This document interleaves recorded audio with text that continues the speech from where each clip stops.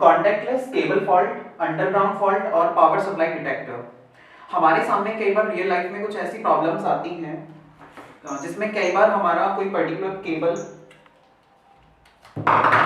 Cable कहीं से damage हो जाता है। सपोज ये मेरा कोई केबल है, ये अंदर से डैमेज हो जाए, जो पीवीसी आप देख रहे हैं इसके ऊपर, ठीक है, इंसुलेशन इसके अंदर कहीं से डैमेज हो जाए तो हमें ये नहीं पता चलता कि इस केबल का कौन सा वायर डैमेज हुआ है और उसकी लोकेशन क्या है, यानी वो किस पर्टिकुलर लोकेशन पे, यानी इस पूरे केबल में कहाँ पे मेरे उस वायर में ब्रेक हुआ है, कहाँ से वो वायर की कंटिन्यूटी टूटी है, ठीक है, वायर कहाँ से डैमेज हुआ है मुझे नहीं पता होता और मुझे फिर पूरा केबल रिप्लेस करना होता है। तो इस सर्किट की हेल्प से आप किसी केबल का पता कर सकते हैं कि उस केबल का कौन सा वायर डैमेज है और उस डैमेज की लोकेशन, कि वो वायर कहाँ से शॉर्ट है या कहाँ से वो वायर अंदर से ब्रेक हुआ है।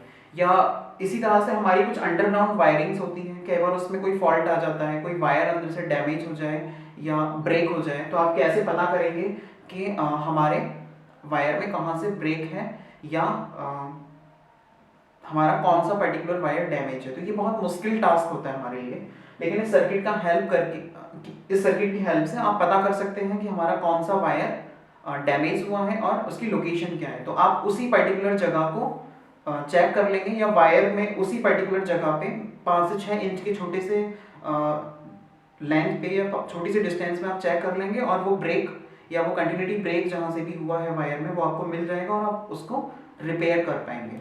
तो सबसे पहले हम इस सर्किट की वर्किंग समझ लेते हैं कि ये किस तरह से वर्क करता है और किस कॉन्सेप्ट पे वर्क करता है। Focus it. तो सबसे पहली बेसिक चीज आपने पढ़ा होगा या नहीं भी पढ़ा है तो हम बताते हैं कि कोई भी करंट कैरिंग कंडक्टर, जब किसी कंडक्टर के अंदर से कोई करंट फ्लो होती है तो उसके आसपास एक मैग्नेटिक फील्ड इंड्यूस होता है, जनरेट होता है एक मैग्नेटिक फील्ड उसके आसपास, ठीक है। और ये मैग्नेटिक फील्ड की स्ट्रेंथ डिपेंड करती है उस कंडक्टर के अंदर से उस कंडक्टर के अक्रॉस फ्लो होने वाले करंट पे, ठीक है। तो क्योंकि एसी करंट क्या है, पीरियोडिकली चेंज होता है, पॉजिटिव हाफ साइकिल और पॉजिटिव उसकी जो एक हाफ साइकिल होती है वो पॉजिटिव होती है, दूसरी हाफ साइकिल नेगेटिव होती है, यानी वो जो हमारा साइनोसॉइडल वेव है या एसी सिग्नल है, अल्टरनेटिंग करंट है, वो चेंज होता है पीरियोडिकली प्लस माइनस में, ठीक है। तो उसकी वजह से हमारा जो मैग्नेटिक फील्ड है उसके कंडक्टर के आसपास वो भी चेंज होता है, यानी उसकी स्ट्रेंथ भी कम या ज्यादा होती है। तो ये सर्किट उसी मैग्नेटिक फील्ड की स्ट्रेंथ को डिटेक्ट करेगा, ठीक है। और दूसरी चीज, आप देख रहे हैं, आपने गेन पढ़ा होगा ट्रांजिस्टर का, गेन क्या होता है। तो हमने क्या किया है कि यहाँ पे हमने 3 ट्रांजिस्टर्स यूज किए हैं बेसिकली। एक ट्रांजिस्टर, उसके कलेक्टर टर्मिनल को हमने 1 मेगा ओम रेजिस्टर की हेल्प से बैटरी के पॉजिटिव से कनेक्ट कर दिया है। एमिटर टर्मिनल को सेकंड ट्रांजिस्टर के बेस पे कनेक्ट कर दिया है और सेकंड ट्रांजिस्टर की कलेक्टर को 100 किलो ओम रेजिस्टर के अक्रॉस बैटरी के पॉजिटिव से कनेक्ट कर दिया है, ठीक है। और सेकंड ट्रांजिस्टर की एमिटर टर्मिनल को हमने एक थर्ड ट्रांजिस्टर की बेस पे कनेक्ट कर दिया है। तो इससे क्या हो रहा है कि सपोज हमारे एक ट्रांजिस्टर की गेन वैल्यू है 200, एक सिंगल ट्रांजिस्टर की, तो ये जस्ट आपस में मल्टीप्लाई होता जाएगा, 200 200 200 200 into 200 into 200। तो यहाँ पे इस ट्रांजिस्टर पे का जो गेन अब हमारा होगा वो होगा 200 to the power 3, ठीक है, 200 की पावर 3। तो गेन जस्ट उसका मतलब मल्टीप्लाई होता चला जाता है इस तरह से। तो आपने पढ़ा होगा इलेक्ट्रोमैग्नेटिक इंडक्शन। तो जब किसी वायर के अक्रॉस करंट फ्लो हो रही है, वहां एक मैग्नेटिक फील्ड जनरेट हो रही है उसके आसपास। तो इलेक्ट्रोमैग्नेटिक इंडक्शन की वजह से जब आप इस सर्किट को किसी करंट कैरिंग कंडक्टर वायर के पास लेकर जाएंगे, तो इलेक्ट्रोमैग्नेटिक इंडक्शन की वजह से इसमें एक बहुत स्मॉल अमाउंट ऑफ करंट इस ट्रांजिस्टर के बेस को ट्रिगर कर देगा, ठीक है। और इसका बेस जैसे ही ट्रिगर होगा, ठीक है, यानी इनपुट पल्स जैसे ही मिलेगी इलेक्ट्रोमैग्नेटिक इंडक्शन की वजह से, एक करंट हमारी इसके कलेक्टर से एमिटर की तरफ फ्लो होगी, जो दूसरे सेकंड ट्रांजिस्टर को ट्रिगर पल्स दे देगी, जिससे हमारा सेकंड ट्रांजिस्टर एक करंट को फ्लो कराएगा कलेक्टर से एमिटर की तरफ, ठीक है। गेन मल्टीप्लाई होता चला जाएगा, ठीक है। इसका 200 था, इसका 400 हो जाएगा, इसका 600 हो जाएगा, ठीक है। तो जैसे ही एक इलेक्ट्रोमैग्नेटिक इंडक्शन की वजह से इस पे एक इनपुट पल्स मिली इस ट्रांजिस्टर के बेस पे, इसने ट्रांजिस्टर ने ट्रिगर किया, तो एक हमारा कलेक्टर से एमिटर की तरफ करंट फ्लो हुई, जो सेकेंड ट्रांजिस्टर के बेस पे एक हाई पल्स देगी, ठीक है, हाई इनपुट पल्स देगी, उससे हमारा सेकेंड ट्रांजिस्टर कंडक्ट कर जाएगा, उसमें करंट कलेक्टर से एमिटर की तरफ एक करंट फ्लो होगी, जो हमारे थर्ड ट्रांजिस्टर को एक इनपुट पल्स देगी, जिससे हमारी ये जो एलईडी लगी है ट्रांजिस्टर की कलेक्टर पे वो ग्लो कर जाएगी। उसी तरह से यानी सेकेंड ट्रांजिस्टर के एमीटर्स को ही हमने एक और दूसरे ट्रांजिस्टर पे के बेस पे कनेक्ट कर दिया है। तो जैसे ही यहाँ पे एक small amount of input pulse मिलेगी इस ट्रांजिस्टर के बेस पे ड्यू टू इलेक्ट्रोमैग्नेटिक इंडक्शन, ठीक है, तो इसके एमिटर से इसके बेस पे मिलेगा, फिर इसके एमिटर से इसके बेस पे मिलेगा, और इसके बेस को हमने कहाँ पे एक दूसरे ट्रांजिस्टर के बेस पे कनेक्ट किया हुआ है, तो ये ट्रांजिस्टर भी कंडक्ट कर जाएगा, जिससे हमारा ये बजर ऑन करा देगा, बजर बीप करेगा। तो अगर उस वायर के अक्रॉस करंट की कंडक्टिविटी होगी तो हमारी ये एलईडी और ये बजर लगातार ब्लिंक करती रहेंगी, यानी ये एलईडी ब्लिंक करती रहेगी और बजर धीरे धीरे एक बीप की साउंड जनरेट करता रहेगा। तो ये इस बात का इंडिकेशन होगा कि उस वायर के अक्रॉस करंट फ्लो हो रही है, ठीक है, और उस वायर के आसपास एक मैग्नेटिक फील्ड भी जनरेट हो रहा है, तो ये चीज को डिटेक्ट करेगा। और अगर ये चीज नहीं हो रही है, हमारी एलईडी ब्लिंक नहीं कर रही है या बजर हमारा बीप नहीं कर रहा है, तो इसका मतलब ये हुआ कि उस वायर के आसपास कोई मैग्नेटिक फील्ड नहीं है, इट मींस उस वायर के अक्रॉस कोई करंट फ्लो नहीं हो रही है, ठीक है। तो इसको अभी हम इम्प्लीमेंट करके देखेंगे ब्रेड बोर्ड पे, उसके बाद देखेंगे कि किस तरह से वर्क करता है। उसके बाद ये मैंने सर्किट को इस तरह से ब्रेड बोर्ड पे इम्प्लीमेंट कर लिया है, जो आपने अभी देखा उसी सर्किट को, सेम सर्किट को मैंने ब्रेड बोर्ड पे इम्प्लीमेंट कर लिया है। तो उसके बाद हम देखेंगे कि हमें इसकी हेल्प से कैसे पता करना होता है कि किसी केबल का कौन सा वायर किस पर्टिकुलर लोकेशन पे डैमेज हुआ है। तो फॉर एग्जांपल मेरा ये एक पावर कॉर्ड है लैपटॉप के चार्जर का, अडेप्टर का। अब मैं इसे चेक करूँगा, तो पहली चीज़ आपको समझनी होगी कि ये सिर्फ मैग्नेटिक फील्ड जो जनरेट हो रही है उसके आसपास, ये उसको डिटेक्ट करेगा, ठीक है। करंट कैरिंग कंडक्टर के आसपास जो मैग्नेटिक फील्ड जनरेट हुई है ये उसको डिटेक्ट करेगा सर्किट। तो अगर मैं यहाँ से, आप देख रहे होंगे ये एक्सटेंशन बोर्ड है, अगर मैं इसमें लगा दूँ, ठीक है, इस तरह से पावर सप्लाई, तो हो सकता है इसका कोई एक वायर डैमेज हो, ठीक है, एक वायर डैमेज हो और दूसरा वायर सही हो। तो ये जो सर्किट है वो सही वायर की वजह से पूरे सर्किट को सही बताएगा, क्योंकि सपोज इसके दो वायर, इस केबल के दो वायर डैमेज है, कोई एक वायर सही है, तो उस वायर के अक्रॉस जो करंट फ्लो हो रही होगी उसकी वजह से उसके आसपास जो मैग्नेटिक फील्ड जनरेट हो रहा है उसको भी डिटेक्ट करता रहेगा। तो इसलिए ये पता कर पाना थोड़ा सा मुश्किल रहेगा कि कौन से वायर में ब्रेकेज है, ठीक है। तो हम इसको चेक कैसे करते हैं, हम एक एक वायर को चेक करेंगे। सपोज ये मेरा केबल है, इसमें इसके अंदर तीन अलग अलग वायर्स होंगे, एक ये होगा, एक ये होगा, एक ये होगा। तो हम कैसे चेक करेंगे, वन बाय वन। पहले मैं इसको सप्लाई दूंगा, ठीक है, इसको सप्लाई दूंगा, उसके बाद मैं इसके अक्रॉस चेक करूंगा। अगर कंटिन्यूटी दिखा रहा है इट मीन्स मेरा ये वायर, पर्टिकुलर वायर ठीक है। फिर मैं दूसरे वायर को सप्लाई दूंगा, फिर मैं चेक करूंगा इसके अक्रॉस अगर वो कंटिन्यूटी शो कर रहा है यहाँ पे, मीन्स मैग्नेटिक फील्ड इसके आसपास है उस कंडक्टिंग वायर के अक्रॉस आसपास, तो मेरा सेकंड वायर भी सही है। और अगर नहीं है तो मेरा वो पर्टिकुलर वायर उस पर्टिकुलर पॉइंट पे डैमेज है। तो हम देखते हैं कैसे करेंगे। उसके लिए हम एक वायर ले ले रहे हैं, यानी इनको अलग अलग कनेक्शंस दे करके हम चेक करेंगे वन बाय वन। तो मैंने इसको ऐसे दे दिया,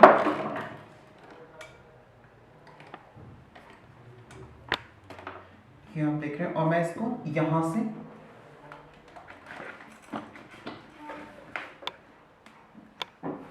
जस्ट अ मिनट,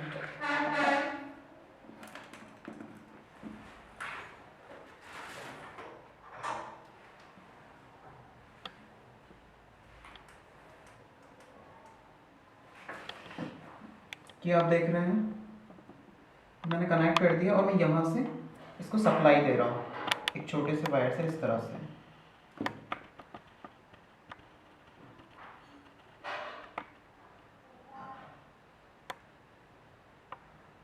ठीक है, मैंने सप्लाई दे दी। उसके बाद ये मेरा सर्किट है, मैं इसमें पावर सप्लाई कनेक्ट करूँगा और मैं चेक करूँगा वन बाय वन।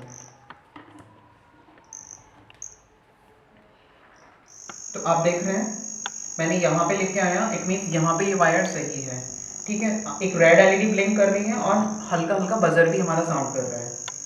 मैं इसके पास पास इसको ऐसे आगे की तरफ लेकर जाऊँगा।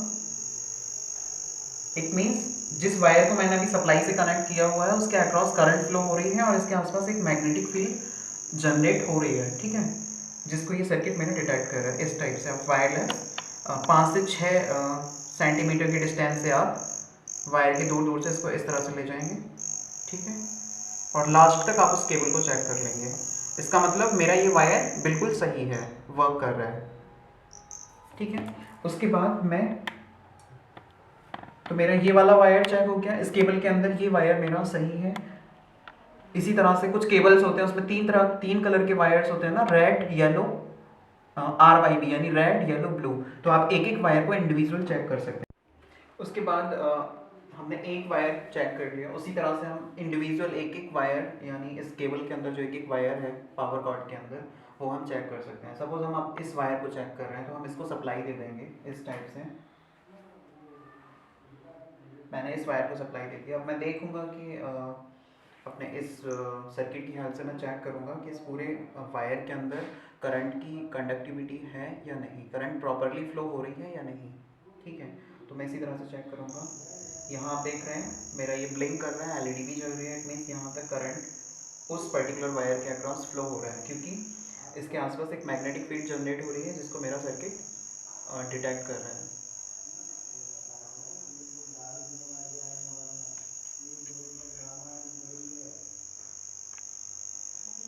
इसी टाइप से आप लास्ट तक चेक कर लेंगे। तो इसका मतलब ये हुआ कि मेरे इस वायर के अक्रॉस भी करंट प्रॉपरली फ्लो हो रहा है। इट मीन्स मेरा जो ये केबल है उसका दूसरा वायर भी सही है, ठीक है। तो ये मेरा, इससे मैंने चेक कर लिया कि मेरा जो ये पावर कॉर्ड है वो पूरी तरह से सही है। और अगर ये कहीं से डैमेज होता तो वहीं से, उस पर्टिकुलर पॉइंट से ही जहाँ से भी डैमेज होता किसी वायर में या ब्रेक होता, वहीं से मेरा ये जो बजर था वो साउंड करना बंद कर देता और एलईडी भी ब्लिंक नहीं करती। अब मैं आपको एक दूसरा केबल दिखाता हूँ डैमेज करके कि ये किस तरह से हम पता कर पाएंगे।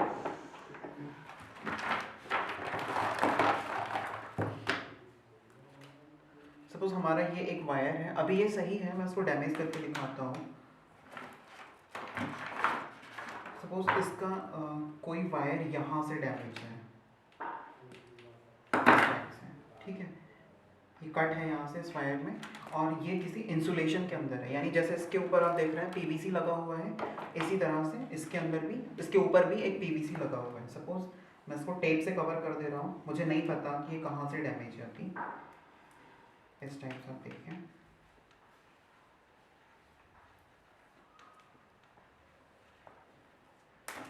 ठीक है। तो ये एक इंसुलेटेड वायर मैं समझ के चल रहा हूँ उसको, और मुझे नहीं पता कि ये कहाँ से डैमेज है, बट सिर्फ इतना पता है कि मेरा ये वायर का जो टुकड़ा है ये वर्क नहीं कर रहा है। तो मैं इसके एक एक इंडिविजुअल वायर को चेक कर लूँगा। जैसे सपोज मैं पहले एक सिंगल वायर को यहाँ से सप्लाई दे रहा हूँ, उसके बाद मैं उसको चेक कर लूँगा। मैंने यहाँ से सप्लाई दे दिया, फिर मैं मेरे सर्किट की हेल्प से चेक करूँगा। मैं यहाँ से चेक कर रहा हूँ, इट मीन्स यहाँ तक मेरा ये वायर सही है, यहाँ भी सही है, ठीक है। इसके आगे भी ये चल रहा है, तो इसका मतलब ये हुआ कि मेरा जो ये रेड वायर है ये पूरी तरह से सही है पूरे केबल के अंदर। अब मैं दूसरे वायर को चेक कर ले रहा हूँ इसी टाइप से सप्लाई दे करके।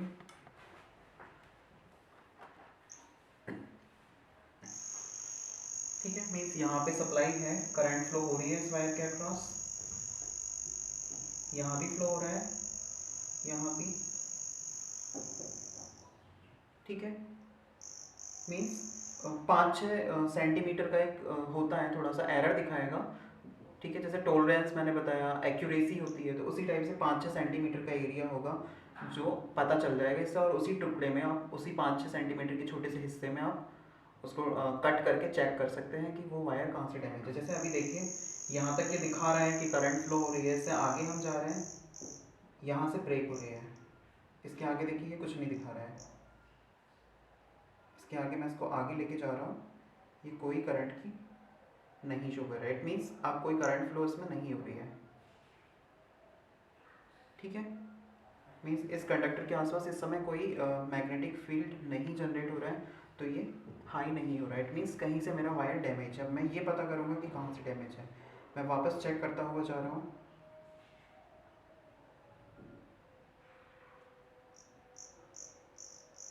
तो आप देख रहे हैं मेरा जो वायर था यहाँ से, ये फिर से लगभग यहाँ से ये फिर से बीप करना इसने स्टार्ट कर दिया। यहाँ से आप देखिए, ये देखिए यहाँ से कर रहा है बीप। और मैं इस पॉइंट से आगे लेके जा रहा हूँ इसे, तो ये बीप बंद हो रहा है। तो इसका मतलब ये हुआ कि मेरा जो वायर है वो लगभग इतने हिस्से में कहीं से डैमेज है। तो फिर मैं उतने पर्टिकुलर हिस्से को किसी वायर कटर वगैरह की हेल्प से उस इंसुलेशन को वहाँ से हटा के मैं चेक कर लूँगा। मुझे ये पता चल गया कि रेड वायर सही है। अब मुझे ये पता चल गया कि मेरा जो ये येलो वायर है वो कहीं से ख़राब है, ठीक है। और कहाँ से ख़राब है वो लोकेशन भी मैंने फाइंड आउट कर ली। तो वो इतना छोटा सा हिस्सा है, तो इस छोटे से हिस्से को मैं इसका इंसुलेशन हटा करके, पीवीसी हटा के मैं चेक कर लूँगा इस टाइप से।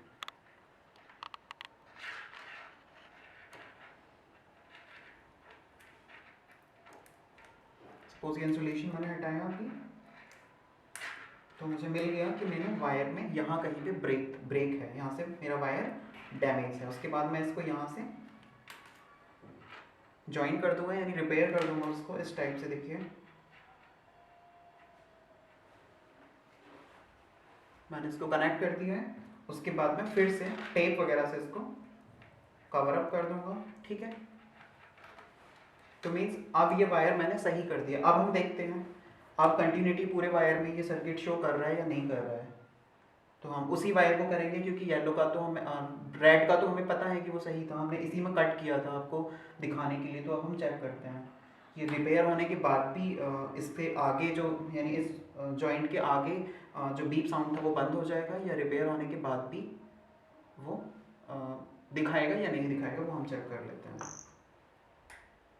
यहाँ से स्टार्ट किया, मीन्स यहाँ पे अब करंट हमारा फ्लो हो रहा है। आगे आए तो हमारा यहाँ तक भी करंट फ्लो हो रही है। इससे आगे हम जा रहे हैं। अब देखिए पहले हम इस जॉइंट से, इस कट से आगे जहाँ पे डैमेज हो रहा था, थोड़ा सा भी आगे बढ़ते थे तो ये बजर बीप करना बंद कर देता था और एलईडी ब्लिंक नहीं कर रही थी, क्योंकि इस पॉइंट से आगे करंट येलो वायर के अक्रॉस फ्लो नहीं हो रही थी। लेकिन अब आप देख रहे हैं हम आगे जाते जा रहे हैं, तो ये शो कर रहा है कि इस वायर के अक्रॉस अब हमारा करंट फ्लो हो रही है। तो इस सर्किट की हेल्प से आप किसी वायर का या किसी केबल के अंदर से तो पता कर सकते हैं कि वो वायर कौन सा वायर डैमेज है और कहाँ से डैमेज है। तो ये तो एक नॉर्मल वायर था, आप इजीली पता कर लेंगे इसको ऐसे देख देख के। बट इस तरह के केबल के अंदर, यानी इस पूरे वायर के ऊपर अगर इस तरह का ब्लैक कलर का एक इंसुलेशन होता, ठीक है, तो पता कर पाना बहुत मुश्किल होता है कि कौन सा वायर कहाँ से डैमेज हुआ है। या कई बार हमारी कुछ अंडरग्राउंड वायरिंग होती है, ठीक है, उसमें कोई वायर में इस तरह का फॉल्ट आ जाए तो ये आइडेंटिफाई करना बहुत मुश्किल होता है कि कौन सा वायर कहाँ से ख़राब है, ठीक है। तो इस सर्किट की हेल्प से आप एक एक इंडिविजुअल वायर को सप्लाई दे करके पूरी वायरिंग में चेक कर सकते हैं, बिना कहीं से जगह जगह से उसको डैमेज किए, ठीक है। तो आपको पता चल जाएगा वो पर्टिकुलर जगह 5-6 इंच या 4 या 5 सेंटीमीटर का एक छोटा सा एरिया जहाँ पे भी वो फॉल्ट हुआ है, तो आप उस पर्टिकुलर जगह को या उस पर्टिकुलर केबल को उस जगह से निकाल के आप उस पर्टिकुलर हिस्से को रिपेयर करके वापस से यूज़ कर सकते हैं। तो उसको आप उसे आपको फिर रिप्लेस करने की आवश्यकता नहीं पड़ेगी। उसके आगे हम इस सर्किट को ब्रेड बोर्ड पे इम्प्लीमेंट करके देखेंगे कि कैसे करेंगे स्टेप बाय स्टेप। उसके बाद ये हमारा सर्किट है contactless cable fault, underground fault और पावर सप्लाई डिटेक्टर, उसे हम ब्रेड बोर्ड पे इम्प्लीमेंट करके देखेंगे। तो इसमें सबसे पहले वही हम पावर सप्लाई कनेक्ट करेंगे। सपोज ये बैटरी सोर्स हमारा यहाँ पे और इस तरफ नेगेटिव टर्मिनल, ठीक है। इसमें 3 ट्रांजिस्टर्स यूज़ हो रहे हैं एनपीएन टाइप। तो अब तक जो हम यूज़ करते आए हैं BC547 एनपीएन ट्रांजिस्टर, उसी का यूज़ हम इसमें करेंगे। मैंने 3 ट्रांजिस्टर्स इसे लगा दिए कहीं भी।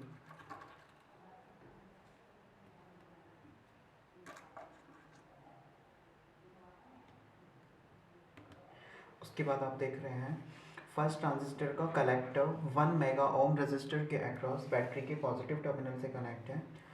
लेकिन सपोज़ मेरे पास अगर 1 मेगा ओम का रजिस्टर अवेलेबल नहीं है तो मैं क्या करूँगा, मैं 470 किलो ओम मेरे पास मैक्सिमम वैल्यू अभी अवेलेबल है, तो 470 किलो ओम रजिस्टर के दो रजिस्टर मैं सीरीज़ में कनेक्ट कर लूँगा, तो वो क्या होगा, जस्ट डबल हो जाएगी। 1 मेगा ओम तो नहीं होगी क्योंकि 1 मेगा ओम में आपके समथिंग 1000 किलो ओम्स होंगे, 1000 kilo ohm, but near about 1000 kilo ohm के आसपास मेरी वैल्यू मुझे मिल जाएगी अगर मैं 470 किलो ओम के दो रजिस्टर्स सीरीज़ में कनेक्ट कर लेता हूँ। तो ये मुझे करना है कलेक्टर को, तो मैं सीरीज़ में दो रजिस्टर्स कनेक्ट कर लूँगा।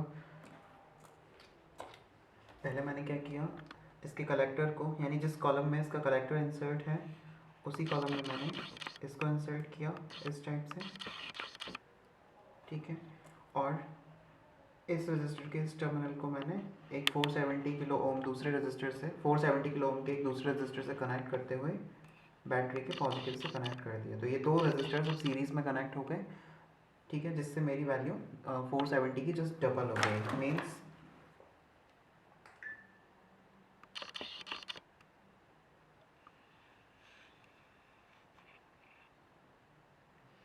ऑलमोस्ट 940 किलो ओम के आसपास मुझे ये वैल्यू मिल गई। उसके बाद में आप देख रहे हैं मेरा जो दूसरा ट्रांजिस्टर है उसके कलेक्टर को 100 किलो ओम रजिस्टर के अक्रॉस बैटरी के पॉजिटिव टर्मिनल से कनेक्ट किया गया है, तो वो भी मैं कर ले रहा हूँ। यानी जिस कॉलम में मेरे सेकेंड ट्रांजिस्टर का कलेक्टर इंसर्ट हुआ है उसी कॉलम के किसी दूसरे होल में 100 किलो ओम रजिस्टर का एक टर्मिनल इंसर्ट करते हुए मैं इसे बैटरी के पॉजिटिव से कनेक्ट कर लूँगा इस टाइप से, ठीक है। उसके बाद में आप देख रहे हैं थर्ड ट्रांजिस्टर के कलेक्टर से एक रजिस्टर कनेक्ट है 470 ओम का, और उसके साथ सीरीज़ में एक एलईडी कनेक्ट है, तो मैं ये कर ले रहा हूँ। तो सबसे पहले मैं थर्ड ट्रांजिस्टर के कलेक्टर से ट्रांजिस्टर उल्टा लग गया है, इस टाइप से हम लगाएंगे। यानी जो फ्लैट साइड होती है उसके लेफ़्ट में इसका कलेक्टर होता है, बीच में बेस, और लेफ़्ट से थर्ड टर्मिनल जो होता है, लेफ़्ट से अगर आप देखेंगे तो थर्ड टर्मिनल इसका एमीटर होता है BC547 ट्रांजिस्टर के केस में। तो ठीक है, इसके कलेक्टर पे मैं एक रजिस्टर लगा दूंगा इस तरह से, ये मैंने लगा दिया है, ठीक है। और एलईडी का कैथोड टर्मिनल इस रजिस्टर के इस टर्मिनल पे कनेक्ट कर दूंगा, और एलईडी का एनोड टर्मिनल में बैटरी के पॉजिटिव से इस तरह से मैंने कनेक्ट कर दिया। उसके बाद आप देख रहे हैं एक थर्ड ट्रांजिस्टर कनेक्ट है, उस थर्ड ट्रांजिस्टर के कलेक्टर को बज़र की नेगेटिव टर्मिनल से कनेक्ट किया गया है, और बज़र का पॉजिटिव टर्मिनल बैटरी के पॉजिटिव टर्मिनल से कनेक्ट है। तो ये मेरा बज़र है, मैं इसको यहाँ पे कहीं भी लगा लूँगा। मैं बज़र बाद में लगाता हूँ, पहले मैं एक ट्रांजिस्टर इसमें और इंसर्ट कर लेता हूँ इस टाइप से, और बज़र को मैंने यहाँ पे इस तरह से लगा लिया मान लीजिए।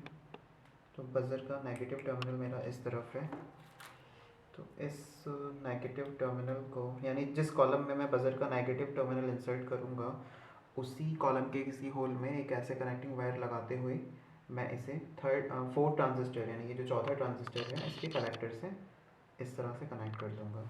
और बज़र का जो पॉजिटिव टर्मिनल है ये वाला, ये इस कॉलम में आ रहा है पॉजिटिव, तो इसी कॉलम के किसी दूसरे होल में एक वायर लगाते हुए मैं इसे बैटरी के पॉजिटिव से कनेक्ट कर दे रहा हूँ इस टाइप से, और मैं बज़र को फिर पूरी तरह अंदर ऐसे इंसर्ट कर दूँगा।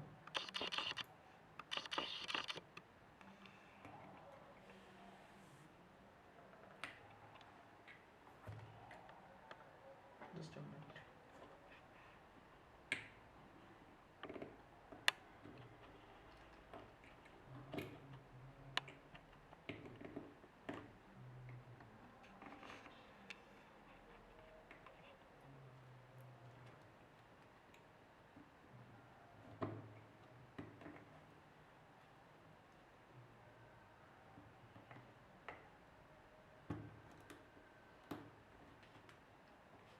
इस टाइप से हमने ये यहाँ पे लगा दिया है।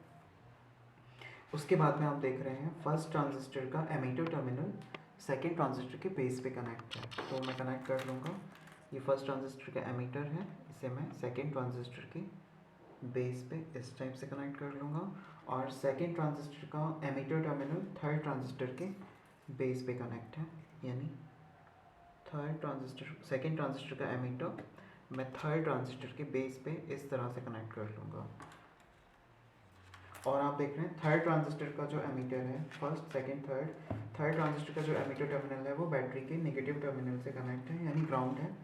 तो मैं थर्ड ट्रांजिस्टर के एमीटर को यानी इसको ग्राउंड भी कर दूंगा। ये मैंने ग्राउंड कर दिया।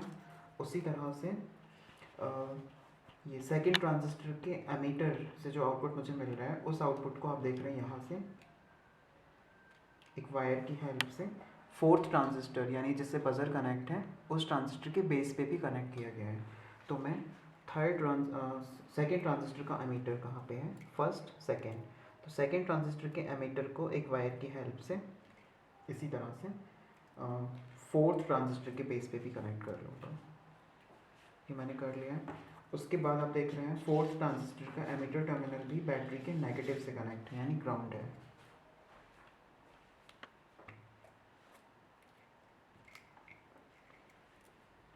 तो ये मैंने इसे नेगेटिव से कनेक्ट कर लिया है, ठीक है।